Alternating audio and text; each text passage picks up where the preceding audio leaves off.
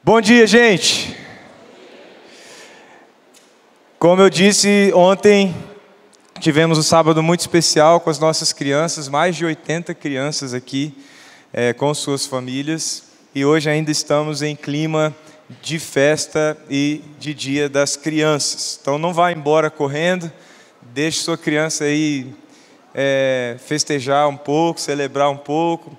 Deixa hoje, gente, só hoje, pais, só hoje. Deixa comer um algodãozinho doce antes do almoço. Bom, é só hoje. Depois, na semana, volta às regras, tá bom? Mas libera hoje o algodãozinho doce do menino, né? Para ele ficar nessa tarde de domingo, você tentando dormir e assistir o jogo, e ele pendurado no ventilador, rodando assim, né? Porque comeu algodão doce. Deixa, gente, deixa. Nós estamos em clima de festa não só por conta do Dia das Crianças, mas eu estou aqui segurando na minha mão o contrato de aluguel do nosso novo lugar.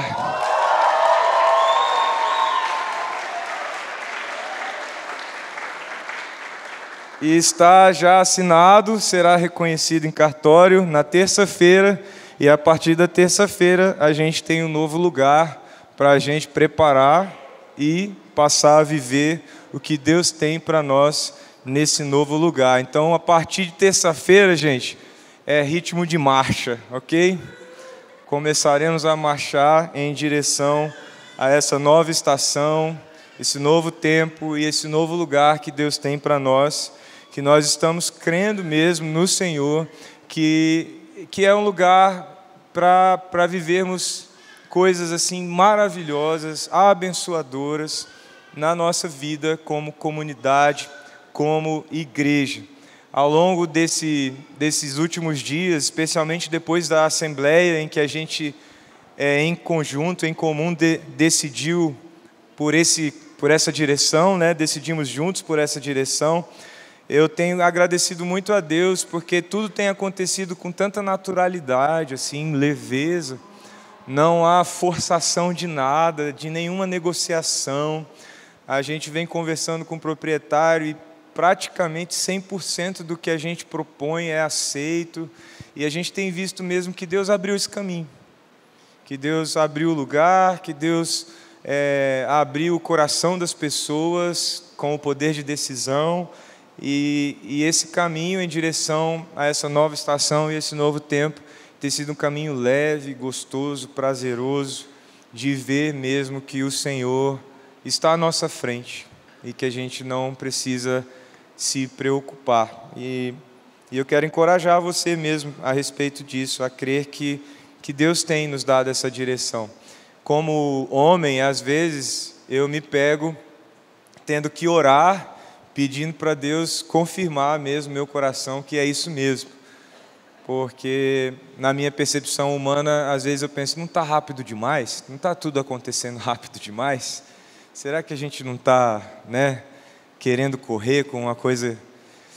Mas tudo tem apontado para não, Tudo tem apontado para que Deus realmente está abrindo o caminho e a gente pode ir caminhando tranquilamente, na velocidade que a gente pode e que Deus tem apontado mesmo para caminharmos. Eu quero compartilhar isso com você para, se houver também no seu coração alguma preocupação, para que você junto comigo deposite isso diante do Senhor e confiemos mesmo nesse Deus que está com a boa mão sobre nós e nos conduzindo para uma nova e rica estação como igreja.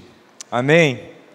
Essa nova estação tem que ser inaugurada com celebração, com alegria, com festa, mas tem que ser também inaugurada com dependência de Deus, com a afirmação de que é só com Ele, somente com a presença de Deus, que nós podemos realizar qualquer coisa. E eu quero convidar você a orar junto comigo por isso. Eu estou com um contrato aqui, e eu vou deixar ele aqui em cima, e eu quero que você, orando, estenda suas mãos aqui, simbolicamente, sobre este documento, para que a gente declare mesmo, em nome de Jesus, a nossa dependência dEle. Dizer, Senhor, o que nós queremos com esse contrato é obedecer ao Senhor, é humildemente ouvir sua voz e seguir a direção que o Senhor tem para nós. Faça isso agora. Senhor, nós estendemos nossas mãos. Este contrato, Deus, simboliza, Pai, um novo tempo para nós como igreja, e que chega para nós, Senhor, de uma maneira assim tão surpreendente. Nós acabamos de nos organizar como igreja em maio, nós estamos no processo inicial de plantação dessa visão de uma igreja discipuladora, uma igreja para formar vidas em Jesus. E o Senhor já nos presenteia, Senhor, com avanço, com crescimento, com um novo lugar mais espaçoso, para que a gente possa sonhar novas coisas, e nós somos gratos ao Senhor, Pai. E o que eu peço, Espírito Santo, é guarda o nosso coração nesse processo.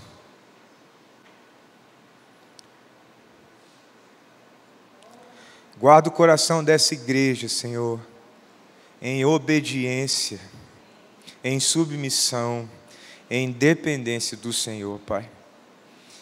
Espírito Santo, toma mesmo nossos pensamentos, intenções, nossas palavras, e impede em nome de Jesus, impede, Senhor, que nasça em nós qualquer semente de vaidade, de orgulho, de altivez. Mas, Senhor, nos coloca sempre num lugar de humildade, de joelhos dobrados na Tua presença e ouvidos atentos, Senhor, à Tua voz. Nós não queremos nos desviar nem para a direita, nem para a esquerda. Nós queremos caminhar na vereda que o Senhor preparou para nós, Pai. E nós abençoamos assim essa semana que se abre com essa nova estação na nossa vida, Pai. Certos de que é o Senhor que está conosco e desejosos de que o Senhor esteja conosco. Em nome de Jesus, amém. Amém, gente. É isso aí. O homem veio guardar o contrato, senão ele derrama água. Vou derramar água no contrato, aí estraga tudo. Tá vendo, gente? Palmas para o pastor Jairo, que é o guardião. É o guardião do contrato, pastor Jairo. E ele já subiu, já foi botar em algum lugar escondido, até de mim. Ai, ai. Tem sido muito bom também a gente exercer o ministério do lado de amigos, saibam disso.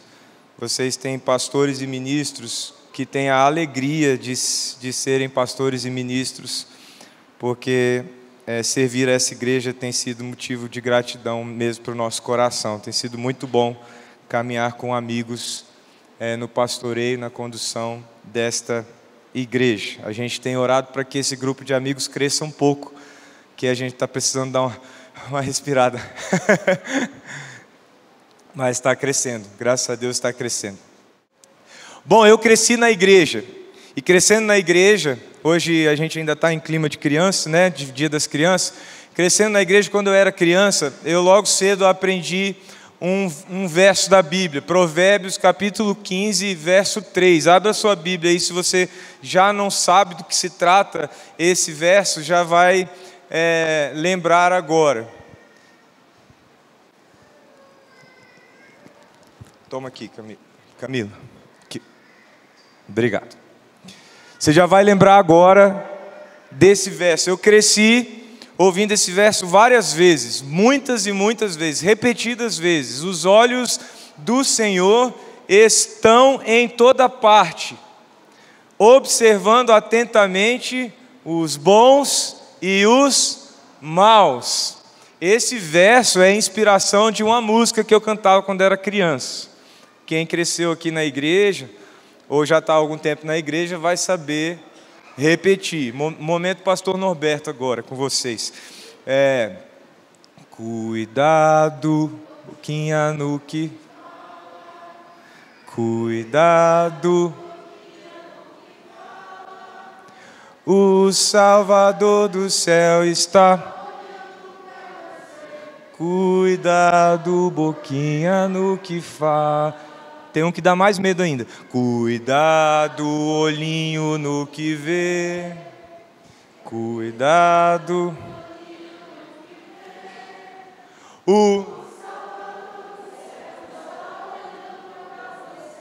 Cuidado. Pois é, cantava essa música sorrindo, mas por dentro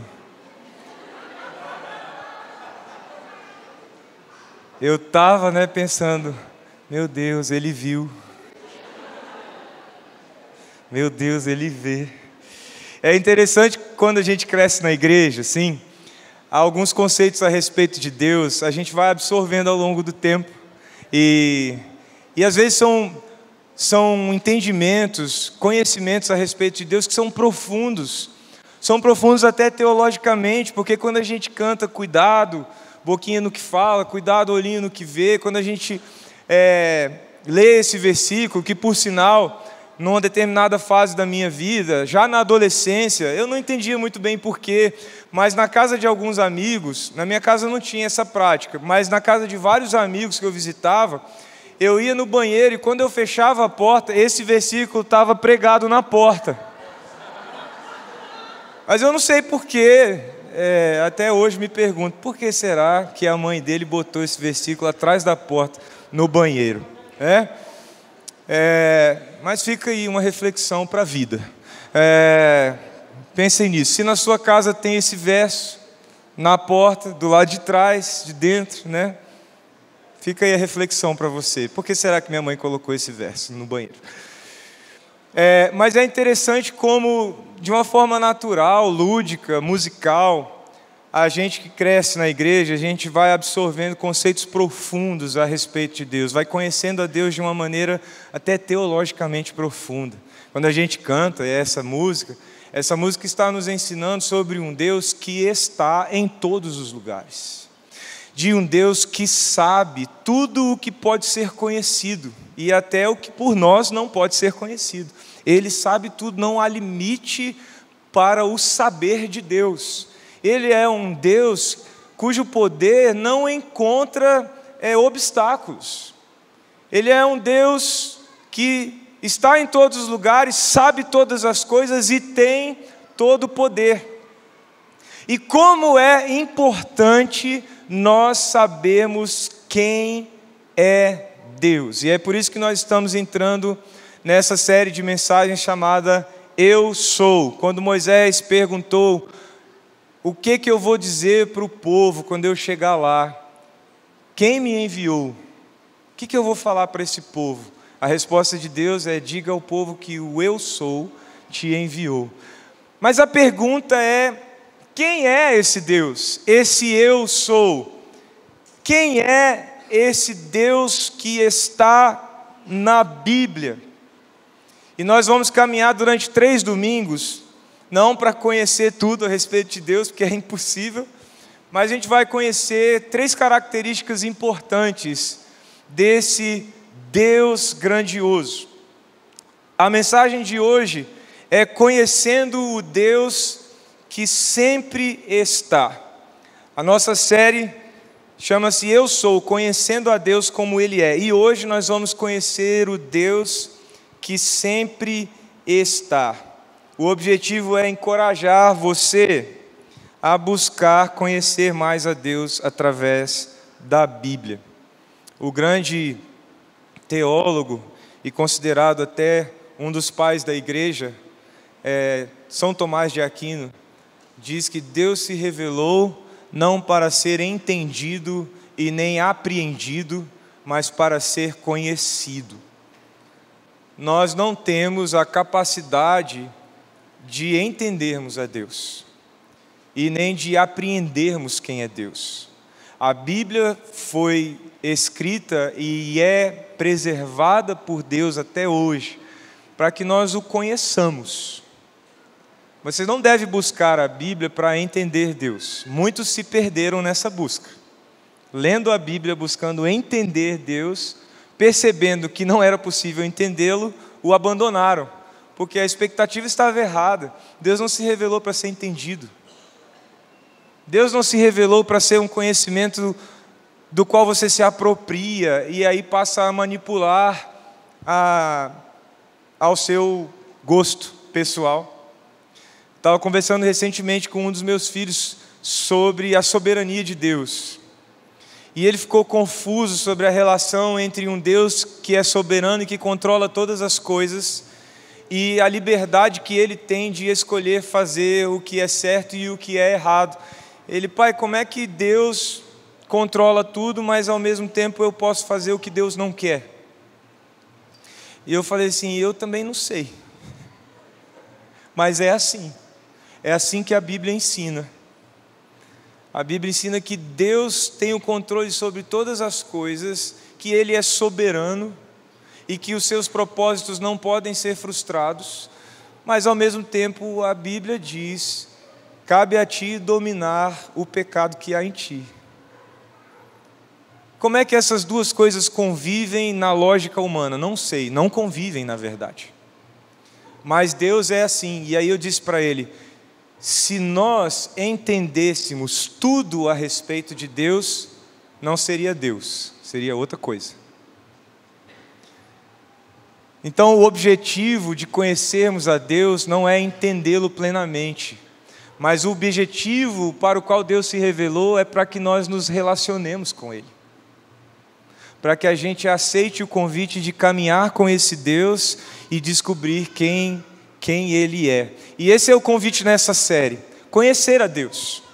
E conhecer a Deus, se você quiser até anotar isso, conhecer a Deus é um caminho de descoberta, relacionamento e transformação, trilhado com os pés na palavra, na Bíblia. Isso é conhecer a Deus. Conhecer a Deus é uma jornada, é um caminho em que você vai descobrindo, à medida que você conhece as Escrituras e vive as verdades declaradas nela, você vai conhecendo esse Deus, porque Deus também não quer se revelar a você só como algo que você leu, só como alguém a respeito de quem você leu. Ele quer ser alguém que caminha com você. A Bíblia é como um diário da sua caminhada com Deus, da sua descoberta de quem Deus é. E nessa descoberta, a gente vai cultivando um relacionamento com Deus. Deus deixa de ser aquela contemplação distante, entronizada no mais alto lugar, e vai além de ser isso, que Ele continua sendo essa pessoa soberana, cujo domínio e o poder estão em suas mãos, cuja terra se faz estrado dos seus pés.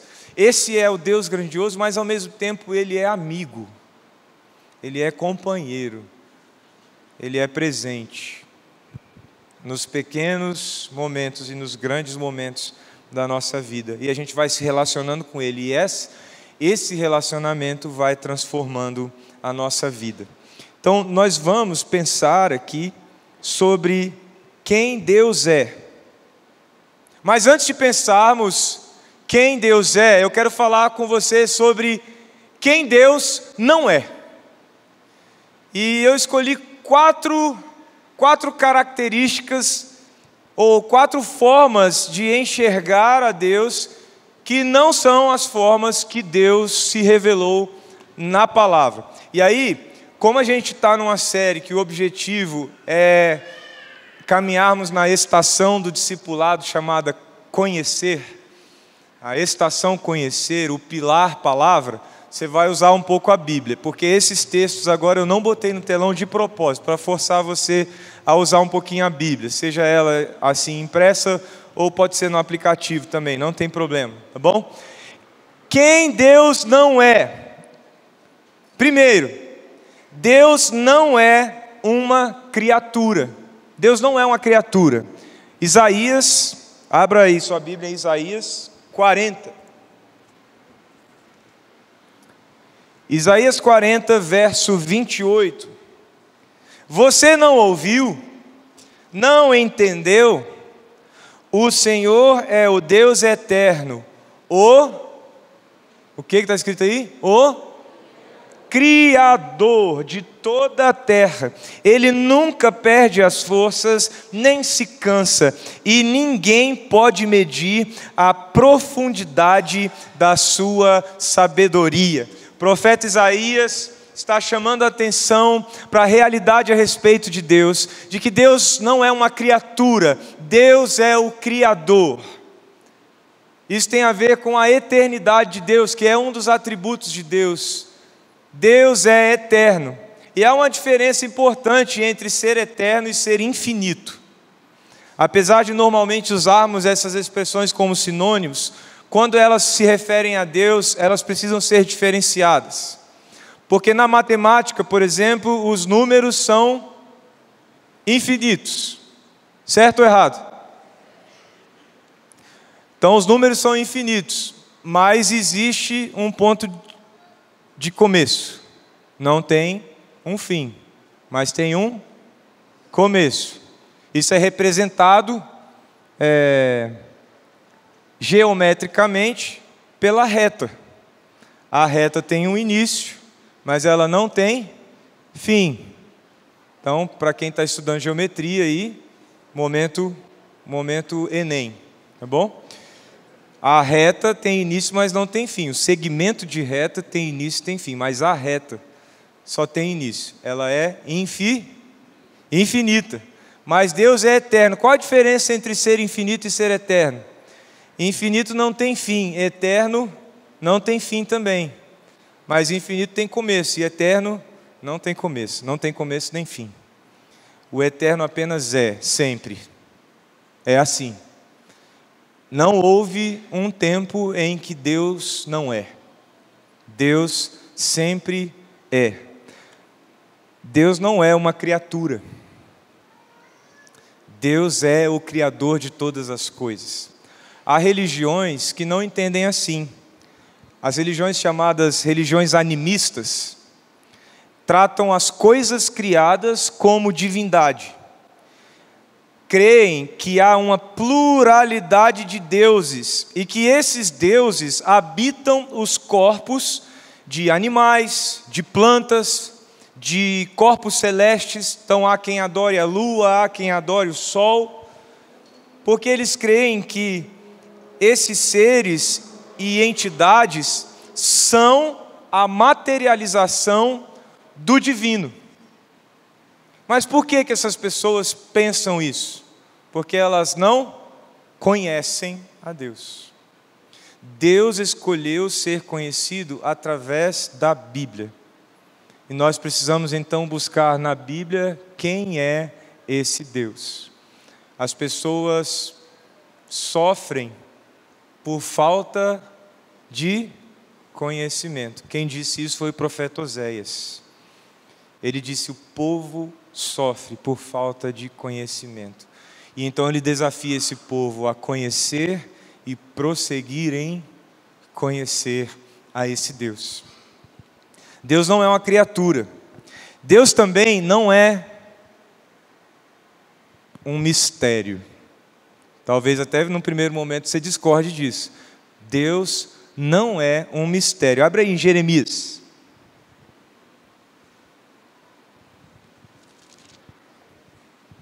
Jeremias 29, 13. Diz assim, ó. Se me buscarem de todo o coração, me acharão. Deus não quer ser um mistério para você. Deus não quer ser a esfinge. Decifra-me ou te devoro. Deus não é um mistério para você desvendar. Deus escolheu se revelar. Ele quer que você o conheça. Ele quer que você saiba quem Ele é. Mas Deus é Deus, gente. Como eu disse, apesar de Deus não ser um mistério, nós nunca vamos entender plenamente a Deus.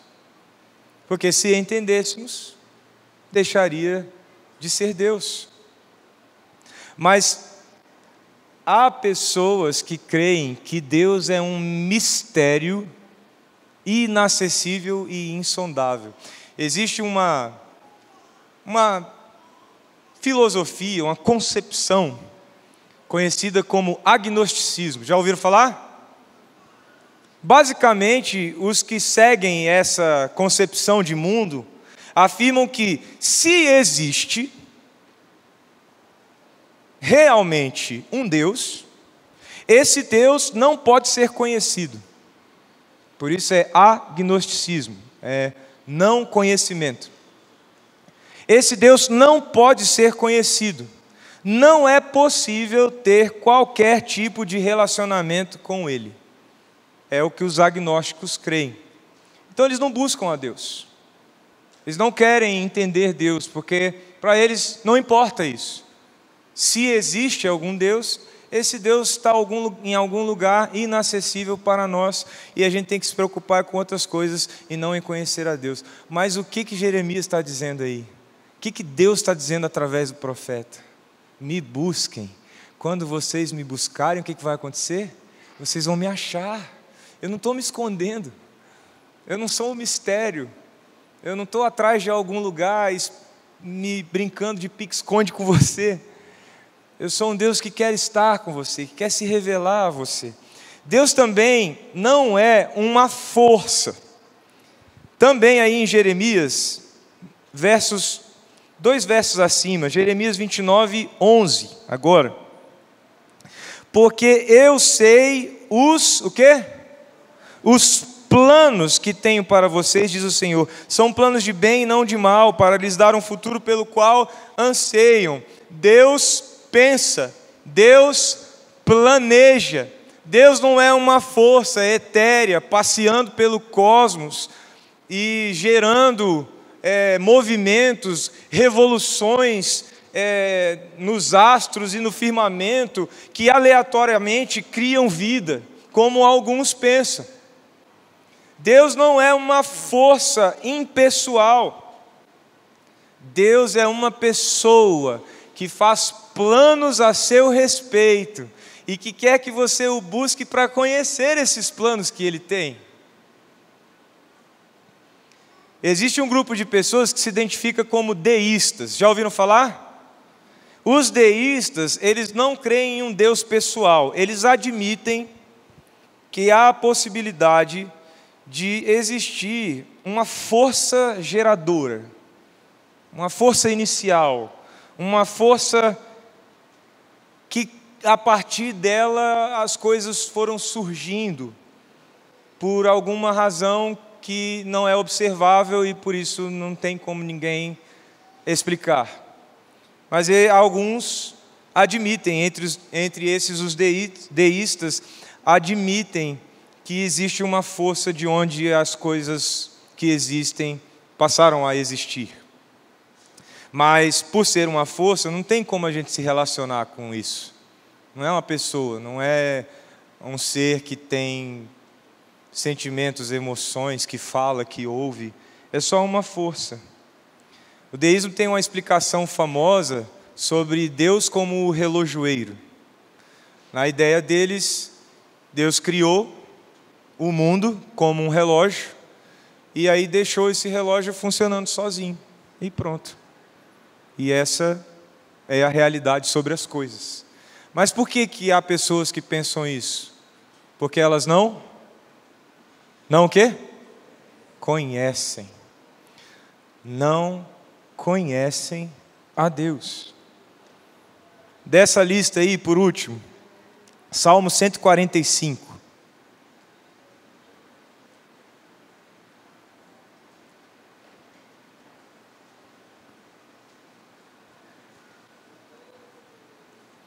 Salmo 145, versos 18 e 19. Deus não é indiferente ao mundo. Olha o que diz, versos 18 e 19. O Senhor está perto de todos que o invocam. Sim, de todos que o invocam com sinceridade, Ele concede os desejos dos que o temem. Ouve seus clamores e os livra. Nós cremos num Deus que intervém na história, intervém na sua história, intervém na história do mundo. é um Deus que se importa com aquilo que Ele criou, é um Deus que se importa com os seus filhos e se envolve com as suas lutas, com as suas dificuldades. Deus não é indiferente ao mundo. Vocês já ouviram falar dos nihilistas? Os nihilistas, essa expressão vem de uma palavra grega, nihilo, que significa nada.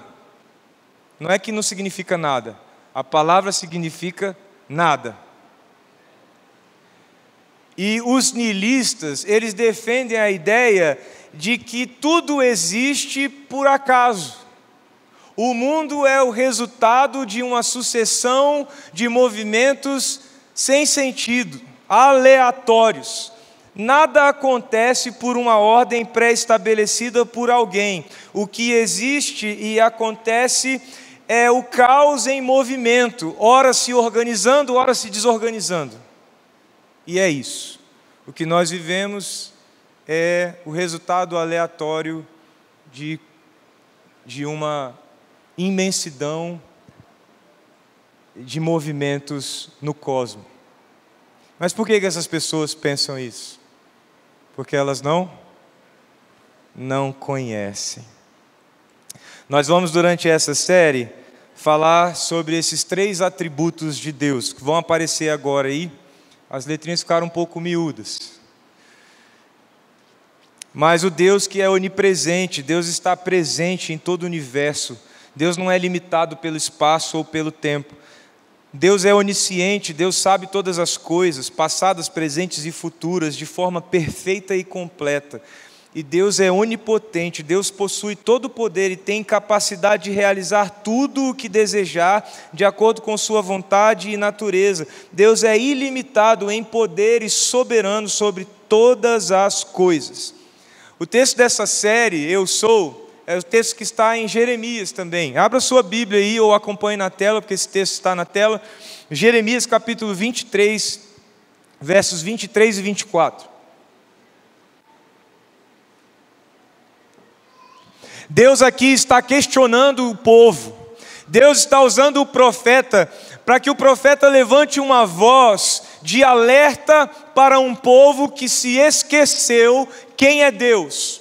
Um povo que se desviou dos caminhos do Senhor. Jeremias usa uma expressão bastante presente no seu livro, que é: vocês viraram as costas para o Senhor.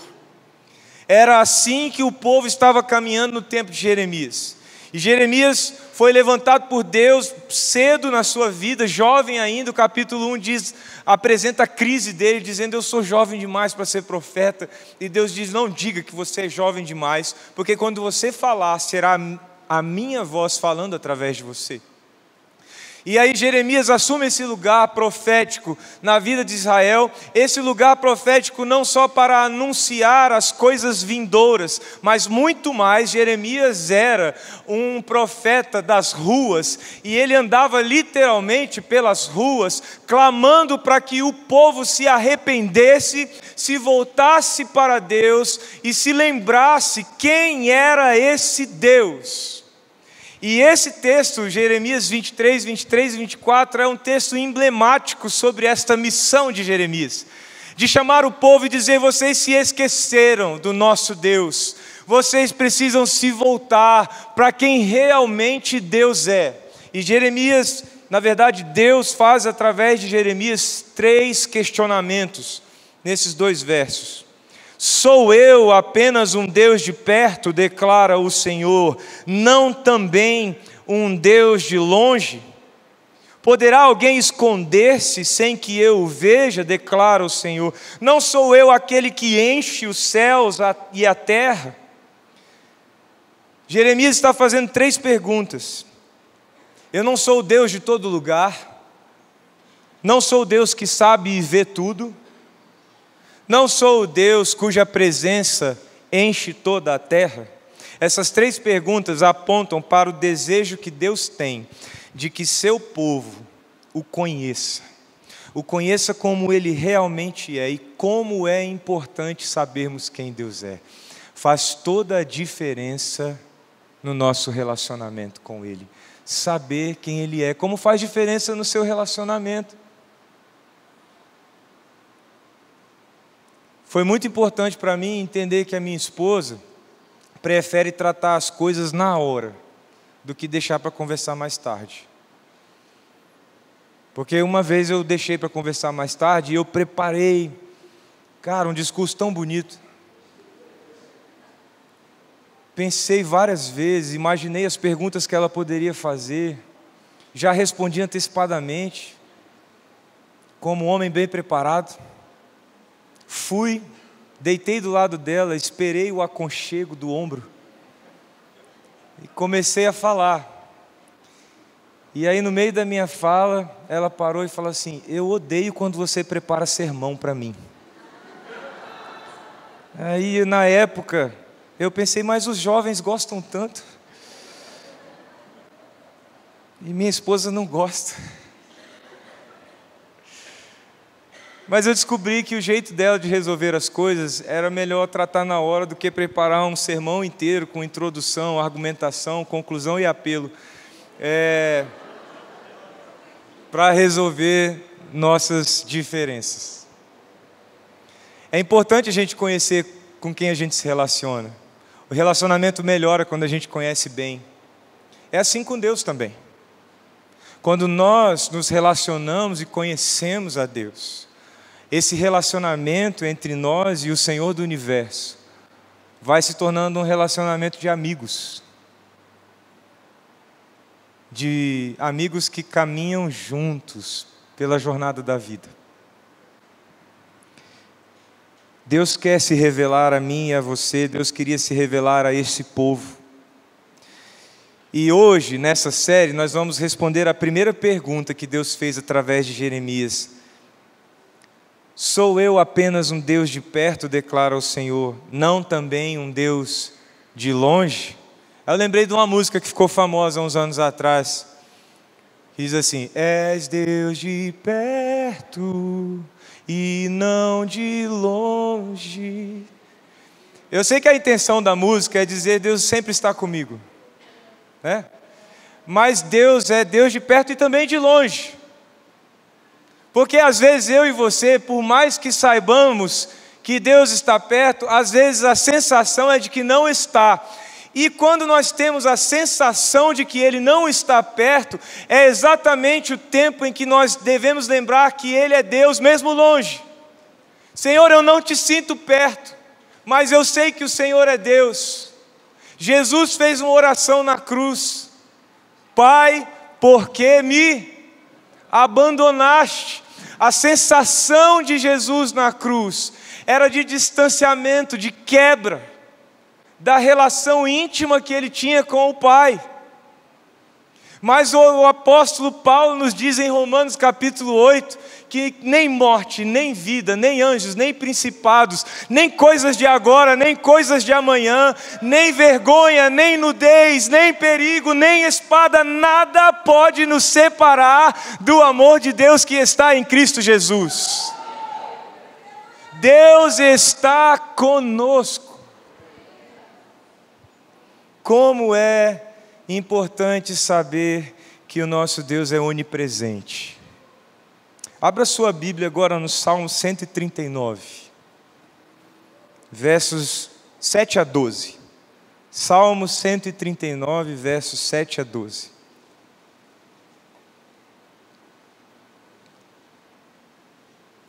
Para onde poderia eu escapar do teu espírito? Diz Davi. Para onde poderia fugir da tua presença? Se eu subir aos céus, lá estás. Se eu fizer minha cama na sepultura, também lá estás. Se eu tomar as asas da alvorada e morar onde a minha visão alcança, na extremidade do mar, mesmo ali, a tua mão me guiará e a tua mão direita me sustentará. Se eu disser, Certamente as trevas me encobrirão e a luz ao meu redor se tornará noite. Nem mesmo as trevas são escuras para ti. A noite brilhará como o dia, pois para ti as trevas são luz. É lindo isso, não é? Os salmos foram escritos, na sua maioria, como poesias, canções. Os autores, dentre eles o mais importante, Davi, usavam temas e elementos comuns: céu, sepultura, árvore, montes, óleo, tabernáculo, templo, coisas que as pessoas enxergavam e coisas que faziam parte do cotidiano da vida delas. Mas Davi usava esses elementos como um hábil poeta, mais do que isso, como um homem conhecedor de quem Deus é e de quão importante é essa relação entre mim e o meu Deus. Como é importante desenvolver esta relação. Então Davi se utilizava desses elementos comuns, visíveis, tangíveis, materiais, para que através dessas imagens formadas no imaginário de quem lê, ele fosse conduzindo o coração das pessoas àquilo que elas não veem, não tocam, mas que muda suas vidas. A relação delas com o Deus eterno, com o Deus onipresente. O Salmo 139 é uma dessas belas poesias escritas por Davi para exaltar a grandeza de Deus. E é por isso que Davi usa esses elementos comuns para revelar verdades grandiosas sobre o Senhor, sobre a ação de Deus no mundo e na nossa vida, na vida do homem. Lugares altos, lugares baixos, iluminados e escuros, são concretamente lugares caracterizados assim: céu, o horizonte do mar aberto, sepultura, a noite escura. São lugares que têm essas características: alto, baixo, luz, trevas. Mas também esses lugares são metáforas. Ao mesmo tempo, Davi está levando a mim e a você a imaginar o céu, a imaginar o mar, a imaginar a sepultura e uma noite escura. Mas ele também nos faz enxergar através dessas imagens esses lugares existenciais em que eu e você muitas vezes nos encontramos. Há dias que nós nos sentimos voando num céu aberto, aquele céu azul com as nuvenzinhas pequenas, redondinhas, brancas, aqueles do desenho da escola. E há dias que nós nos sentimos sufocados, sem forças, soterrados debaixo de tantas coisas que nos fazem até perder a esperança. O que Davi quer dizer nesses versos 7, 8, 9, 10, 11 e 12 é que Deus sempre está. Repita comigo isso: Deus sempre está. Deus sempre está. Quando você tira férias, faz aquela viagem gostosa no carro, estrada boa, como eu fiz ano passado, uma viagem deliciosa de carro, para onde a gente quer, lancha, brinca. E aí você chega no seu lugar de destino, seja o hotel, seja a casa, no meu caso era casa. Aí a gente chega, tira as malas, guarda tudo, põe no quarto, arruma isso, arruma aquilo. E aí depois que arruma tudo, a gente desce, abre a porta da varanda e olha lá diante dos nossos olhos a praia. O que a gente faz? Primeira coisa que a gente faz nesse momento,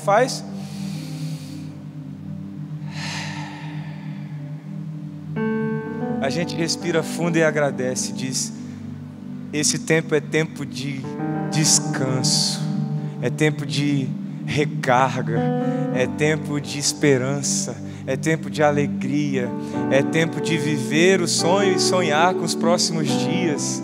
É dia bom, é céu aberto, é sol brilhando, e a sensação que você tem é só abrir os braços e desfrutar. Quando Davi diz assim: se eu subir aos céus, lá estás. Se eu tomar as asas da alvorada, o Senhor me acompanhará. Eu posso voar e sentir a mais profunda e plena liberdade.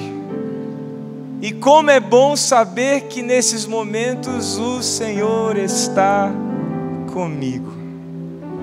Mas o poeta também, ele está escrevendo isso e de repente muda a imagem. Ele cai do céu como um pássaro que acabou de quebrar a asa. Uma cratera se abre no chão, ele entra nesse buraco, a cratera se fecha, e agora a sensação é de falta de ar, de falta de fôlego. A vida está se esvaindo, está tudo acabando. Eu estou vivo, deitado em uma sepultura. Não consigo respirar, não consigo enxergar nada, não consigo ter esperança. Eu vou morrer nesse buraco. Mas ele diz: ainda assim, eu posso estar soterrado debaixo da terra,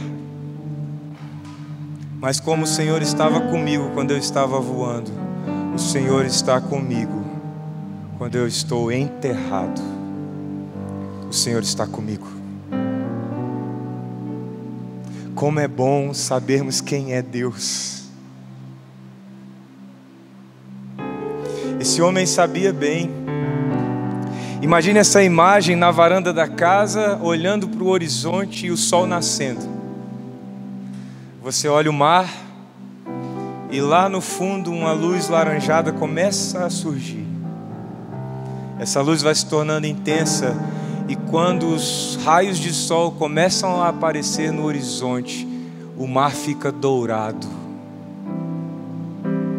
Essa era a imagem que Davi estava construindo na sua poesia. E ele diz: quando eu olho esse lugar dourado, eu quero ir até lá.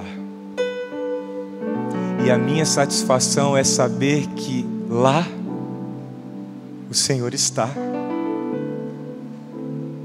Nesse lugar que eu imagino, que eu nem sei como chegar, a minha alegria é saber que se eu for até esse lugar que ninguém foi, que ninguém pode ir, que só a alvorada alcança, que só o sol toca, esse lugar, se eu chegar lá, eu vou encontrar com o Senhor.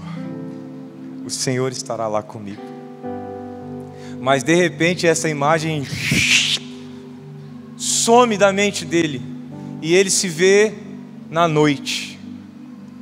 Para nós hoje na cidade é raro ter essa experiência, mas para aqueles que têm a experiência ainda de ir para a roça, você sabe o que é a noite sem luz.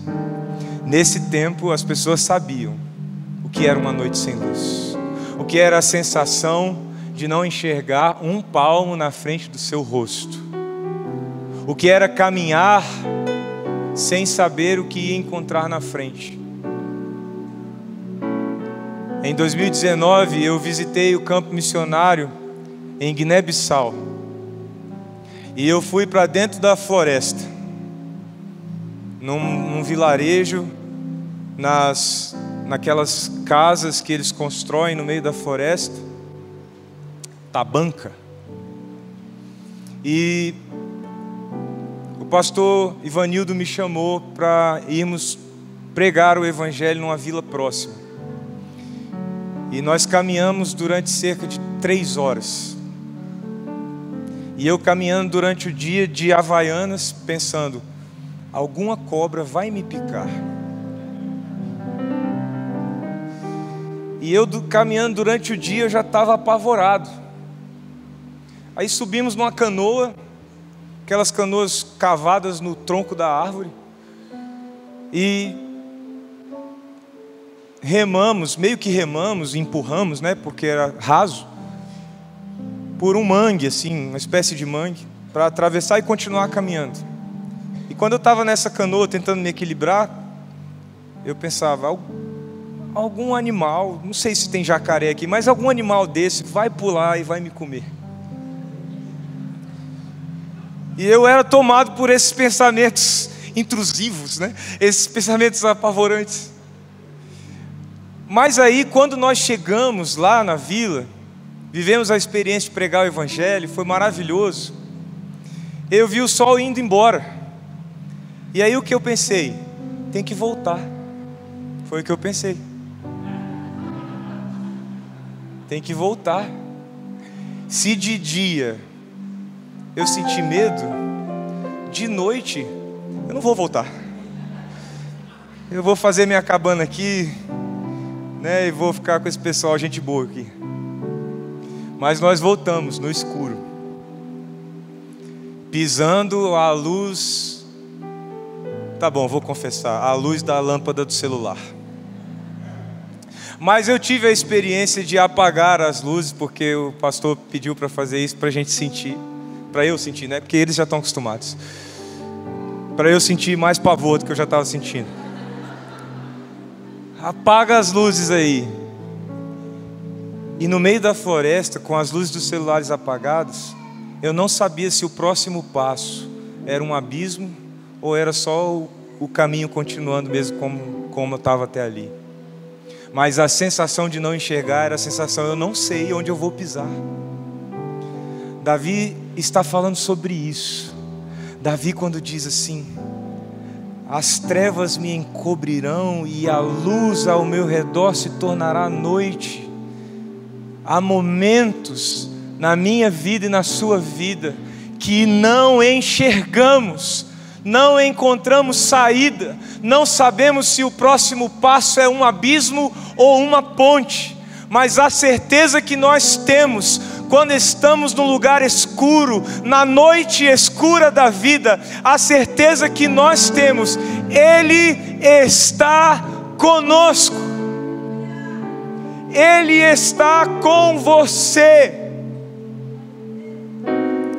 Há muitos anos atrás, no início do meu casamento, primeiro ano de casado, nós fomos surpreendidos com uma notícia terrível. Minha cunhada, 13 anos de idade, estava com uma doença grave, muito grave. E minha esposa começou a chorar. Nós sentamos no sofá da sala do nosso apartamento, somente nós dois. E ela chorando me fez a pergunta: por quê? Por que Deus está permitindo isso com a minha irmãzinha? Ela só tem 13 anos. E eu fiquei desesperado com essa pergunta, porque eu não sabia responder. Eu disse para ela, eu não sei porquê. Eu não sei porquê. Mas eu consegui responder uma coisa. Eu disse para ela, eu só sei que para a gente conseguir passar por isso, tem que ser com Deus. Sem a presença dEle é impossível, mas com Ele a gente vai sair do outro lado. Para minha surpresa, muitos anos depois disso, eu estava sentado em outro sofá, mas a mesma pergunta veio para mim, não pela minha esposa, mas pelo meu pai. Minha mãe havia falecido e meu pai me perguntou: por quê? Por que Deus levou sua mãe? E eu falei: não sei. Até hoje eu não sei responder essa pergunta. Mas eu sei e eu aprendi uma coisa: que Ele está conosco nesses momentos, e que com Ele a gente consegue sair da noite escura, cavar uma saída da sepultura, para voltarmos a voar com as asas da alvorada.